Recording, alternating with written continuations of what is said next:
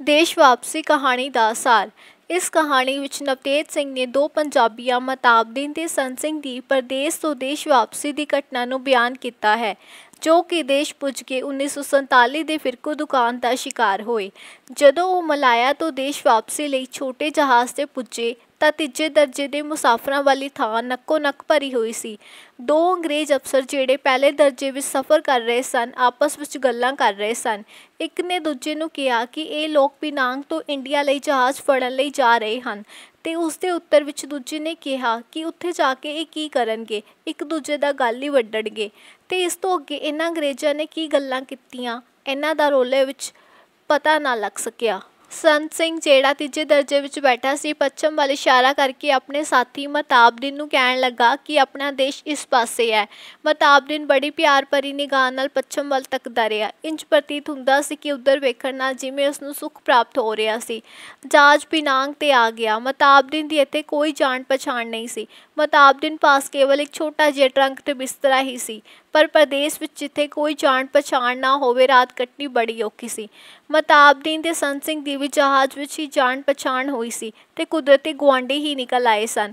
ਮਤਾਬਦੀਨ ਦਾ ਪਿੰਡ ਸੰਤ ਸਿੰਘ ਦੇ ਪਿੰਡ ਤੋਂ 2 ਮੀਲ ਦੀ ਵਿੱਥ 'ਤੇ ਸੀ। ਸੰਤ ਸਿੰਘ ਨੇ ਲਾਂਚ ਤੋਂ ਉਤਰ ਕੇ ਸਾਮਾਨ ਚੀਨੀ ਰਿਕਸ਼ੇ 'ਤੇ ਰਖਵਾਇਆ ਤੇ ਮਤਾਬਦੀਨ ਨੂੰ ਕਹਿਣ ਲੱਗਾ ਕਿ ਜੇ ਵਾਹਿਗੁਰੂ ਨੇ ਚਾਹਿਆ ਤਾਂ ਫਿਰ ਮਿਲਾਂਗੇ ਤੇ ਸ਼ਾਇਦ ਸਫ਼ਰ ਵੀ ਇਕੱਠੇ ਕਰਾਂਗੇ। ਸੰਤ ਸਿੰਘ ਨੇ ਉਸਨੂੰ ਪਿਨਾਂਗ ਵਿੱਚ ਟਿਕਾਣੇ ਬਾਰੇ ਪੁੱਛਿਆ। ਜਦੋਂ ਮਤਾਬਦੀਨ ਨੇ ਦੱਸਿਆ ਕਿ ਉਸਦੀ ਇੱਥੇ ਕੋਈ ਜਾਣ ਪਛਾਣ ਨਹੀਂ ਹੈ, ਤਾਂ ਸੰਤ ਸਿੰਘ ਨੇ ਬਿਨਾਂ ਕਿਸੇ ਵਿਤਕਰੇ ਦੇ ਉਸਨੂੰ ਸਭ ਲਈ ਸਾਂਝਾ ਕਹਿ ਕੇ ਗੁਰਦੁਆਰੇ ਆਪਣੇ ਨਾਲ ਠਹਿਰਾ ਲਿਆ। ਗੁਰਦੁਆਰੇ ਪੁੱਜ ਕੇ ਦੋਹਾਂ ਨੇ ਇੱਕ ਕੋਠੜੀ ਲੈ ਲਈ ਤੇ ਸਾਮਾਨ ਟਿਕਾ ਦਿੱਤਾ। ਇੱਥੇ ਪਹਿਲਾਂ ਵੀ ਕਾਫੀ ਮੁਸਾਫਿਰ ਠਹਿਰੇ ਹੋਏ ਸਨ। ਗੁਰਦੁਆਰੇ ਵਿੱਚ ਵਾਤਾਵਰਨ ਬੜਾ ਚੰਗਾ ਤੇ ਖੁਸ਼ੀ ਭਰਿਆ ਸੀ। ਕਿਸੇ ਪਾਸੇ ਬੱਚੇ ਗੁੱਲੀ ਡੰਡਾ ਖੇਡ ਰਹੇ ਹਨ ਤੇ ਨੌਜਵਾਨ ਹੀਰ ਗਾ ਰਹੇ ਸਨ। ਇੱਥੋਂ ਦਾ ਵਾਤਾਵਰਨ ਪੰਜਾਬ ਵਰਗਾ ਹੀ ਬਣਿਆ ਹੋਇਆ ਸੀ, ਕਿਉਂਕਿ ਸਾਰੇ ਪੰਜਾਬੀ ਹੀ ਠਹਿਰੇ ਹੋਏ ਸਨ। ਇਸ ਕਰਕੇ ਮਤਾਬਦੀਨ ਨੂੰ ਤਾਂ ਇੰਝ ਹੀ ਪ੍ਰਤੀਤ ਹੋਇਆ ਕਿ ਉਹ ਆਪਣੇ ਪਿੰਡ ਵਿੱਚ ਬੈਠਾ ਸੀ। ਦੂਜੇ ਦਿਨ ਗੁਰਦੁਆਰੇ ਵਿੱਚ ਬਹੁਤ ਰੌਣਕ ਸੀ ਤੇ ਪਤਾ ਲੱਗਾ ਕਿ ਦੇਸ਼ ਨੂੰ ਜਾਣ ਵਾਲਾ ਜਹਾਜ਼ 3-4 ਦਿਨਾਂ ਨੂੰ ਇੱਥੇ ਆਵੇਗਾ। ਅੱਜ ਸਵੇਰੇ ਹੀ ਜਹਾਜ਼ ਦੀ ਕੰਪਨੀ ਦਾ ਏਜੰਟ ਗੁਰਦੁਆਰੇ ਵਿੱਚ ਰਹਿ ਰਹੀਆਂ ਸਵਾਰੀਆਂ ਦੇ ਨਾਲ ਲਿਖ ਕੇ ਲੈ ਗਿਆ। ਸਾਰੇ ਮੁਸਾਫਰਾਂ ਲਈ ਇਹ ਇੱਕ ਖੁਸ਼ੀ ਭਰਿਆ ਸੁਨੇਹਾ ਸੀ, ਕਿਉਂਕਿ ਕਈ ਵਿਚਾਰੇ ਤਾਂ 2 ਮਹੀਨਿਆਂ ਤੋਂ ਜਹਾਜ਼ ਦੀ ਉਡੀਕ ਕਰ ਰਹੇ ਸਨ ਤੇ ਦੇਸ਼ ਵਾਪਸੀ ਦੀ ਇੱਕ ਲੰਬੀ ਆਸ ਲਾਈ ਬੈਠੇ ਸਨ। ਸਾਰੇ ਜਾਣ ਦੀ ਖੁਸ਼ੀ ਵਿੱਚ ਸਾਮਾਨ ਇਕੱਠਾ ਕਰਨ ਲੱਗੇ। ਸੰਤ ਸਿੰਘ ਤੇ ਮਤਾਬਦੀਨ ਨੇ ਵੀ ਰਾਹ ਲਈ ਰਸਦ ਆਦਿ ਖਰੀਦ ਲਏ ਤੇ ਇੱਕ ਚੁੱਲ੍ਹਾ ਵੀ ਖਰੀਦ ਲਿਆ। ਪਰ ਜਦੋਂ ਰਸੂਲਾ ਜਹਾਜ਼ ਪਿਨਾਂਗ ਲੱਗਾ ਤਾਂ ਉਸਨੇ ਕੇਵਲ 3 ਹੀ ਸਵਾਰੀਆਂ ਲਈਆਂ ਤੇ ਬਾਕੀ ਵਿਚਾਰੇ ਦੇਖਦੇ ਹੀ ਰਹਿ ਗਏ। ਸਵਾਰੀਆਂ ਦੇ ਦਿਲ ਟੁੱਟ ਗਏ। 3 ਆਦਮੀ ਕੁਝ ਦਿਨ ਪਹਿਲਾਂ ਹੀ ਆਏ ਸਨ ਤੇ ਇਹਨਾਂ ਨੇ ਤਿਗੁਣੇ ਪੈਸੇ ਖਰਚ ਕੇ ਰਸੂਲਾ ਦੇ ਟਿਕਟ ਖਰੀਦੇ ਸਨ। ਰਸੂਲੇ ਦੇ ਸਾਰਿਆਂ ਨੂੰ ਛੱਡ ਕੇ ਚਲੇ ਜਾਣ ਤੇ ਗੁਰਦੁਆਰੇ ਵਿੱਚ ਰਹਿ ਰਹੇ ਮੁਸਾਫਰਾਂ ਵਿੱਚ ਮੁਰਦੇ ਹਾਣੀ ਛਾ ਗਈ। ਚਾਰੇ ਪਾਸੇ ਖੁਸ਼ੀ ਗਮੀ ਵਿੱਚ ਬਦਲ ਗਈ। ਗੁਰਦੁਆਰੇ ਵਿੱਚ ਇੱਕ ਬੁੱਢਾ ਵਿਚਾਰਾ ਕਈ ਦਿਨਾਂ ਤੋਂ ਬੈਠਾ ਸੀ। ਕਹਿ ਰਿਹਾ ਸੀ ਕਿ ਜਹਾਜ਼ ਦਾ ਟਿਕਟ ਉਸਨੂੰ ਮਿਲਦਾ ਹੈ ਜਿਹੜਾ ਪੈਸੇ ਖਰਚੇ। ਉਹ ਇਹ ਖੇਡ ਪਿਛਲੇ 3 ਮਹੀਨਿਆਂ ਤੋਂ ਦੇਖ ਰਿਹਾ ਸੀ। ਮਤਾਬਦੀਨ ਤੇ ਸੰਤ ਸਿੰਘ ਗੁਰਦੁਆਰੇ ਦੇ ਲੰਗਰ ਵਿੱਚ ਬੜੀ ਸੇਵਾ ਕਰਦੇ ਸਨ। ਮਤਾਬਦੀਨ ਗੁਰਦੁਆਰੇ ਵਿੱਚ ਰਹਿਣ ਕਰਕੇ ਸਿੱਖੀ ਤੋਂ ਜਾਣੂ ਹੋ ਗਿਆ ਸੀ। ਉਹ ਸਿਰ 'ਤੇ ਕੱਪੜਾ ਲੈ ਕੇ ਲੰਗਰ ਵਰਤਾਉਂਦਾ ਸੀ ਤੇ ਕਿਸੇ ਨੂੰ ਰਹਿਤ ਦੀ ਉਲੰਘਣਾ ਨਹੀਂ ਸੀ ਕਰਨ ਦਿੰਦਾ।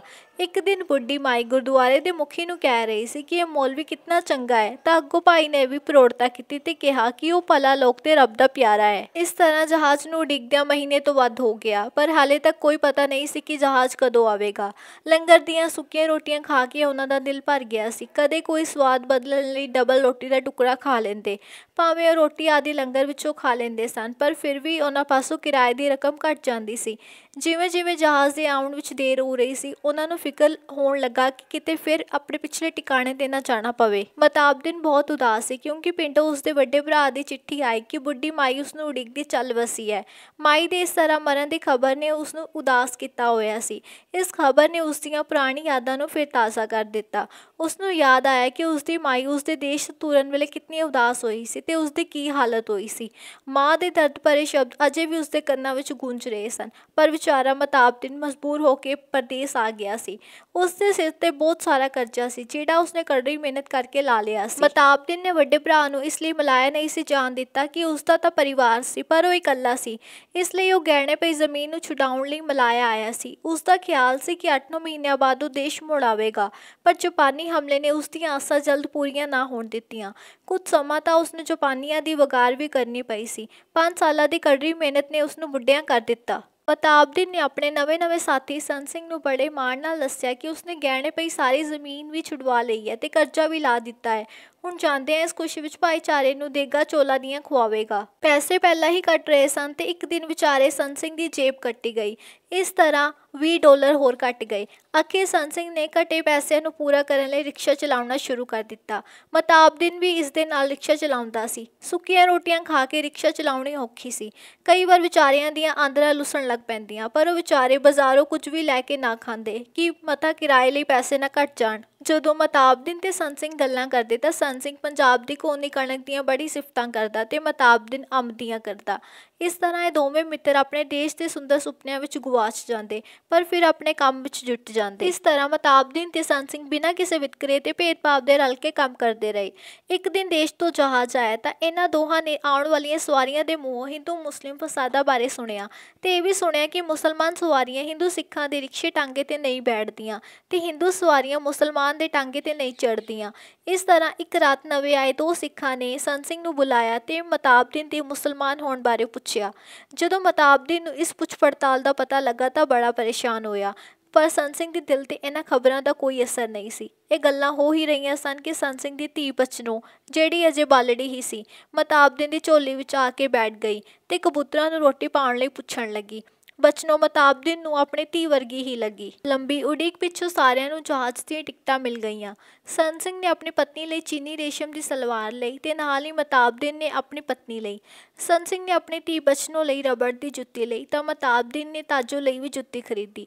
ਗੱਲ ਕਿ ਜੋ ਕੁਝ ਸੰਤ ਸਿੰਘ ਨੇ ਖਰੀਦਿਆ ਉਹ ਕੁਝ ਮਤਾਬਦੀਨ ਨੇ ਲਿਆ। ਉਹ ਜਹਾਜ਼ ਵਿੱਚ ਬੈਠ ਗਏ। ਸਮੁੰਦਰ ਵਿੱਚ ਬੜਾ ਤੂਫਾਨ ਸੀ। ਛੱਲਾਂ ਜਹਾਜ਼ ਨੂੰ ਪਾਰ ਕਰਦੀਆਂ ਜਾ ਰਹੀਆਂ ਸਨ। ਮਤਾਬਦੀਨ ਤੋਂ ਬਿਨਾਂ ਬਾਕੀ ਸਭ ਦਾ ਉਲਟੀਆਂ ਨਾਲ ਬੁਰਾ ਹਾਲ ਸੀ। ਬਚਨੋ ਸਾਰਾ ਰਾਹ ਮਤਾਬਦੀਨ ਦੀ ਝੋਲੀ ਵਿੱਚ ਪਈ ਰਹੀ। ਬਚਨੋ ਉਸਨੂੰ ਆਪਣੀ ਧੀ ਤਾਜੋ ਵਰਗੀ ਲੱਗਦੀ ਤੇ ਇਸ ਤਰ੍ਹਾਂ ਉਸਨੂੰ ਆਪਣਾ ਘਰ ਯਾਦ ਆ ਗਿਆ।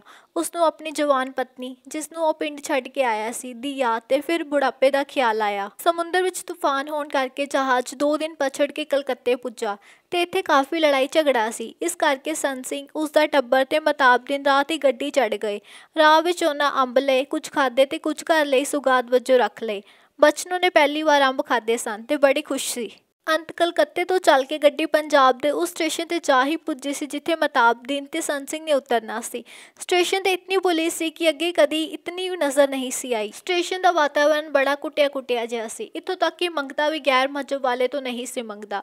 ਸੰਤ ਸਿੰਘ ਨੇ ਇੱਕ ਟਾਂਗੇ ਵਾਲੇ ਨੂੰ ਆਵਾਜ਼ ਮਾਰੀ। ਝੱਟ ਇੱਕ ਟਾਂਗੇ ਵਾਲਾ ਆ ਗਿਆ। ਸੰਤ ਸਿੰਘ ਨੇ ਮੋਟਰਾਂ ਦੇ ਅੱਡੇ ਜਾਣ ਲਈ ਕਿਹਾ, ਪਰ ਜਦੋਂ ਸਿੱਖ ਟਾਂਗੇ ਵਾਲੇ ਨੇ ਮਤਾਬਦੀਨ ਨੂੰ ਤੱਕਿਆ ਤਾਂ ਕਹਿਣ ਲੱਗਾ ਕਿ ਇਸ ਨੂੰ ਨਾਲ ਲਿਜਾਣ ਲਈ ਖਤਰਾ ਹੈ। ਇਤਨੇ ਵਿੱਚ ਇੱਕ ਮੁਸਲਮਾਨ ਟਾਂਗੇ ਵਾਲਾ ਆਇਆ ਤੇ ਮਜਬੂਰਨ ਦੋਵੇਂ ਵੱਖ-ਵੱਖ ਟਾਂਗਿਆਂ ਵਿੱਚ ਬੈਠ ਗਏ।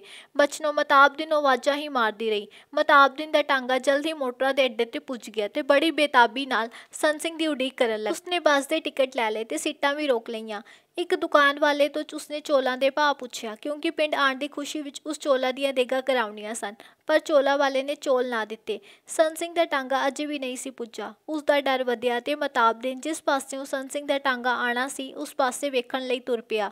ਉਹ ਅਜੇ ਦੂਰ ਨਹੀਂ ਸੀ ਗਿਆ ਕਿ ਮੋੜ ਤੇ ਜ਼ੋਰ ਦਾ ਧਮਾਕਾ ਹੋਇਆ ਤੇ ਥੋੜ੍ਹਾ ਅੱਗੇ ਜਾ ਕੇ ਉਸਨੇ ਸੰਤ ਸਿੰਘ ਦਾ ਟਾਂਗਾ ਡਿੱਗਿਆ ਵੇਖਿਆ। ਮਤਾਬਦੀਨ ਘਬਰਾਇਆ ਹੋਇਆ ਅੱਗੇ ਵਧਿਆ ਤਾਂ ਉਸਨੇ ਵੇਖਿਆ ਕਿ ਸੰਤ ਸਿੰਘ ਦੀਆਂ ਲੱਤਾਂ ਕਿੱਥੇ ਪਈਆਂ ਹਨ। ਉਸਦੀ ਪਤਨੀ ਦੀ ਲਾਸ਼ ਪੂਰੀ ਤਰ੍ਹਾਂ ਕੱਟੀ ਵੱਢੀ ਪਈ ਹੈ ਤੇ ਬਚਨੋ ਥੋੜ੍ਹੀ ਦੂਰ ਬੇਹੋਸ਼ ਪਈ ਹੈ। ਮਤਾਬਦੀਨ ਨੇ ਝਟਪਟ ਬਚਨੋ ਨੂੰ ਚੁੱਕ ਲਿਆ ਤੇ ਤੇਜ਼ੀ ਨਾਲ ਤੁਰ ਪਿਆ। ਉਸਨੂੰ ਯਾਦ ਆਇਆ ਕਿ ਕਿਵੇਂ ਸੰਤ ਸਿੰਘ ਤੇ ਉਹ ਰਲ ਕੇ ਦੇਸ਼ ਵਾਪਸੀ ਦੇ ਚਾਅ ਵਿੱਚ ਰਿਕਸ਼ਾ ਚਲਾਉਂਦੇ ਰਹੇ ਤੇ ਦੇਸ਼ ਦੀ ਕੋਨੀ ਕਣਕ ਨੂੰ ਖਾਣ ਲਈ ਤਰਸਦੇ ਰਹੇ। ਮਤਾਬਦੀਨ ਨੇ ਉੱਚੀ ਆਵਾਜ਼ ਵਿੱਚ ਕਿਹਾ ਕਿ ਉਹ ਬਚਨੋ ਨੂੰ ਆਪਣੀ ਧੀ ਵਾਂਗ ਪਾਲੇਗਾ ਤੇ ਇਹ ਦੋਵੇਂ ਭੈਣਾਂ ਬਣਨਗੀਆਂ।